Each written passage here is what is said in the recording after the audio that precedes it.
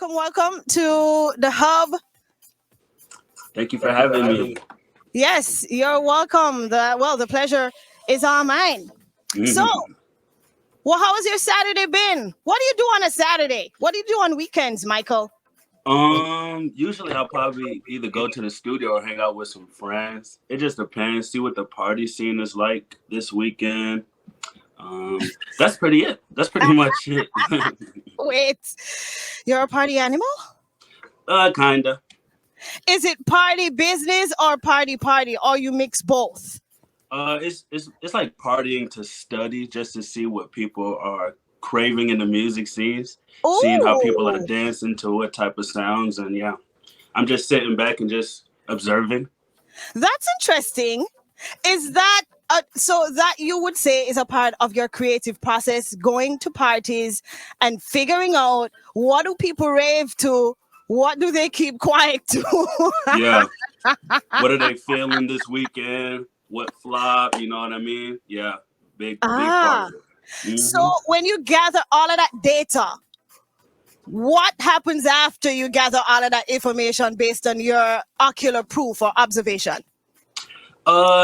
Just to see the attention span of maybe the way a melody is cadence or just the way they put it on the song. Ooh. So I just see, just because, everybody we swipe nowadays and we just get tired of it. So you just have to see like, okay, they're moving to the first verse, the chorus, the second verse. Some songs they're moving to the beginning, Yeah. Punchline, all of that. The specific line in the song. You smart. Who is Michael Starr? Tell me a little bit about yourself. Because do I hear like an English accent? English? I don't know. It sounded English a while ago. Yeah. Very much English.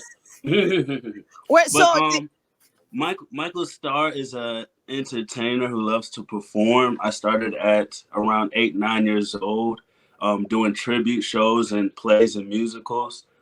And around 12 years old, I wanted to become an artist myself as Michael Starr. So, yeah, it pretty much started around 12 years old, So you started pretty much at 12 years old. What'd you start? Break that down. What'd you start doing at 12? I created my first single, Party All Night. Before then, I used to go to the studio with my mother and stuff and just create cover songs just so I can get that feeling of singing. And just from then, I just grew the love for it. It just wanted to become an artist, you know what I mean? Because when it comes to like doing musicals and stuff, it's a teamwork. And around 12 years old, that was like my first time just being by myself and just have to learn everything alone and be in the studio and just like that. So, yeah. What are some cover songs you remember, doing in studio? Do you remember that? She's just 17 years old. Hey! Leave her alone, they say. Stuff like that. Bruno Mars. Yeah. Interesting. That's one of my faves too. Yeah, really? Yes. So, who's your mom? You said, where is she? Who is she? Oh, her name is Georgia. Yeah. Big inspiration, big help.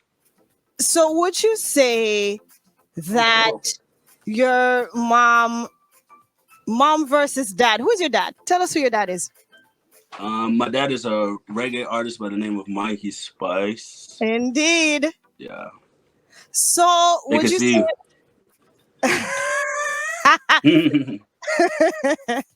no problem. We don't mind. It's okay. rather organic over here. We like to see a little bit of everything in your natural space. Yeah. So how instrumental was your mom versus dad in your music journey? Can you repeat that just one more time? I'm sorry. How instrumental was your mom versus your dad on your musical journey? My mother helped me out through the whole process. Even now, that's who you guys saw just taking the video. Yeah. A big help. Yeah. My father's, he's more of a, like, he'll rather hear the song and all of that and just critique it, and you know what I mean. But when it comes to, like, when I was younger, in the studio with me, taking me to performances, Yeah. helping me style clothes, etc., it was always my mom. So Interesting. You have pretty much a brand new record right now. Can you tell us a little bit about the what you just dropped recently? 7 o'clock with Bounty Killer, a big opportunity. I'm very thankful, very grateful.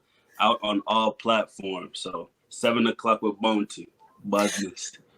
I must ask, what does 7 o'clock mean for you? Why'd you decide to call the record 7 o'clock? Who wrote the record? I want to know all of those good details.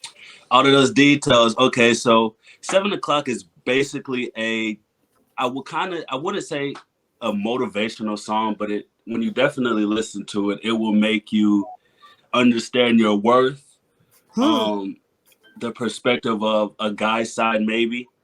And the writing process was, in the studio with Ricky Myrie, and I heard the song, and I created the first verse. The chorus was structured with me, my Uncle George, who's the CEO of King's Recording. So me and him, we just feedback. Sometimes that's how we write. We just bounce off each other, just boom, boom, boom, boom, boom, ideas, bouncing ideas. When it comes to Bounty's verse, it was Bounty and his team. So with that together, we just, I was patient. We just worked together and just created a wonderful sound. Awesome.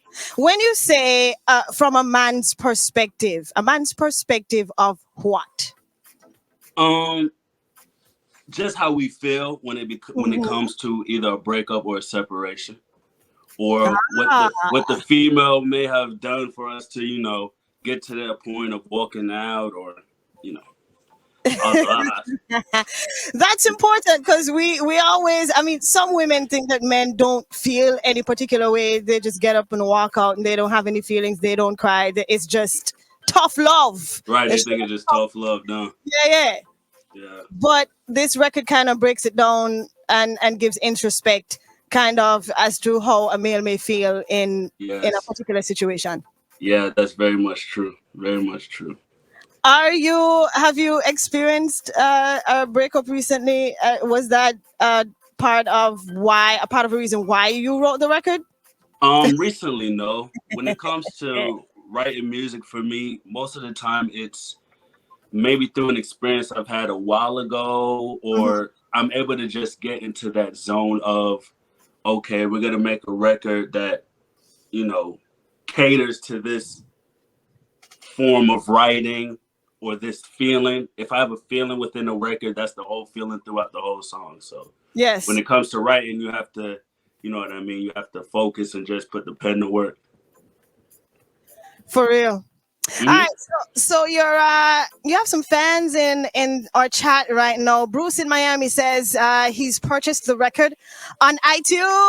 Awesome. Badness. One great thing about our listenership is once they hear an interview with an artist or they hear a record, they're gonna go and get it. So that's an amazing thing. We have loyal listeners. Let me see. Bruce, he says it's a wicked tune. That's awesome. Elizabeth in Miami says yes, it's a nice song. Natalie in California putting up bombshells for you, 7 o'clock. And Michael in UK says yes, bless up. And Vanessa in West Palm Beach says that she also got the record. Badness. Thank y'all so much, man. I hope y'all enjoy it for real. Yes, for real. How are you maneuvering, getting your fans and people, you want to get people to know your music? What are some tactics that you're using to get your music out there? Just a lot of promotion, a lot of word of mouth. That's still a big deal within this industry. People shun it, but still keeping that communication and try not to burn your bridges. So yeah, it's a lot of that, a lot of talking, a lot of just keeping relationships, the DJs, the dancers at the parties we talked about, so on and so Right. forth. So you have to keep those relationships. Do you bring your records to places that you go to? Like you said earlier, you party a lot, try to find out where to go, and you kind of watch the crowd, see what they're moving to. Do you bring your records to clubs and wherever else you go and hand them out and say, hey, listen to my track? What is that kind of like a road promotion? Do you do that? Yes, I try my best to, especially at certain events. Not every event you're able to because they're busy and focus. The DJ's focus. He probably has a set list and nervous that day. But when we go to like certain events, that's a big deal for us at Ken Recording, is getting the DJs our Yeah. songs and being able to showcase our talent sometimes if we're Right. able to perform that day. So yeah. Awesome. Zachary in New Zealand says on my playlist. And Botanist. Robert in UK says he just got the song. So you're definitely going to be getting the support, and especially from Streaming Hub Radio, we'll be having this song in rotation. I want to drop this record for Yes. everybody who have not heard it or who have heard it. We want to blaze 7 o'clock. Michael Starr featuring Bounty Killer. Amazing is the love you're getting. Did you see what we the chat when we put it up on the screen? Were you seeing it?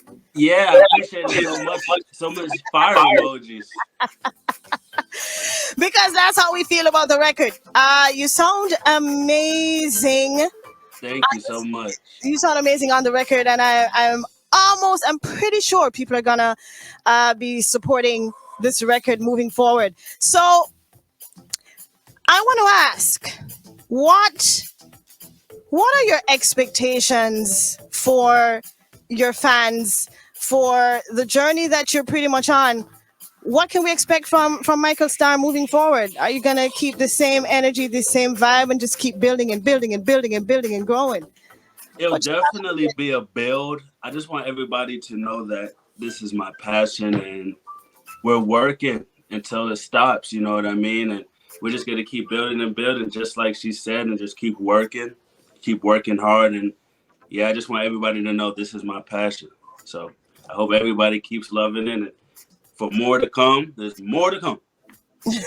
No song. Most definitely. If we do want to go ahead and, of course, support you by following you on all the available platforms, what is the name that we're looking for so we can follow you, keep up to date with what you got going on? Okay, the name for social media sites will be Michael Starr.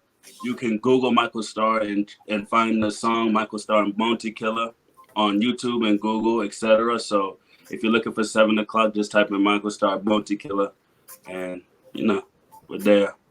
Any other projects you're working on? Any other artists you'd like to collab with? Yes, I'm working on a project very soon. Other artists I am collabing with. It's probably it's probably future talk. You know what I mean? I don't want to say names now, and you know how the industry go. What about any possible dance hall records? Like if you could collaborate with one dance hall artist right now, besides Bounty, of course, because you already done that. Who would that artist be? I'm gonna be honest. Yes. It'll probably be Buju. Just the way his style is with dance hall, and him the general with reggae as well. So definitely Buju. That would be Buju. buzz song. Amazing. See, Shandy Bramwell says, give us a name. I wanted you to spit it out. Buju, everybody. Buju.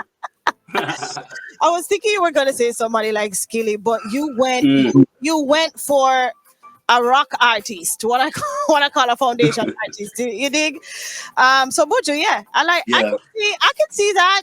I could definitely see that. I can hear that record right now. In terms of besides your mom, right? Because I know she is a motivating factor for you. Who else has given you some really good advice as it pertains to the music business and your artistry? And what did they say? Advice. would be my immediate family, whether it's my auntie, uncles, and my Uncle George. Well, I call him Uncle George. People know him as King George from Kings Recording ENT, but I call him Uncle George. Big help. He always motivates me to keep working hard, keep practicing, and just strive for more and don't settle. You know what I mean? And don't get comfortable. When it's time for a record to push, keep promoting it, keep letting people hear it, and just do not stay stagnant. You know what I mean? Right. Because it's easy to get comfortable and then you start producing weird stuff. Like, what's going on? You had an amazing record last week, but then 2 or 3 months down the line, it's like, ooh, what happened? Yeah. I think that's comfort. You get comfortable. Yeah. Yeah. I like that. Sharnette Thompson says, no dirty music, son. Do you think you'd ever produce a record like this record Bounty had his, said something. We have the edited version. But how do you feel about producing music that has expletives and all of that stuff? Is that a no-no for you, or what are your feelings about that? It's not necessarily a no, but I do have some explicit songs on my platform, but the message is not what people may expect it. Okay. Like if it's an explicit record, I'm not just gonna go all crazy, but it's probably a specific word that we'll have to put in the system, and then they'll just say explicit. You know what I mean? Right. And then I like the fact that you made available, there's an explicit version of this record, and then there's a clean version. Mm-hmm. Thank you for that. Yeah. Shout out to Kings Recording. Kings, is that whom you're working with now? Are you with a label? Yes, Kings Recording ENT. That's who I'm with. Kings Recording ENT. Got it. Perfect. That collaboration seems to be working out for you. What if a huge record deal came along? Would you ditch them for that? No, I'll never ditch them. If that comes along, we'll all go together. That's all I have to say. We'll go together. I like that. Michael Starr, we have been chopping it up with him since 2 p.m. and I'm gonna let him go. But he did say plans for the weekend. He'll be touching the clubs and just kind of vibing, which I absolutely love the fact that you're doing that. You're using your outside influence to kind of leverage the direction of your music. Love it. I'm trying. Thank you so much. You're welcome. We hope to hear much more from you. Vinny Wax says, yes, clean music. And Dana Myers in Canada says, great music. Thank you so much, everybody. Thank you. You're welcome. Anthony Jamaica, up. Good music, youths. We're wishing you all the best. Thank you for kicking it with me, Michael Starr. And we hope to hear so much more from you. Looking forward. Thank you for having me. Shout out to Streaminn HUBB Radio. You done know I said. Michael Starr, we're out. Enjoy your weekend.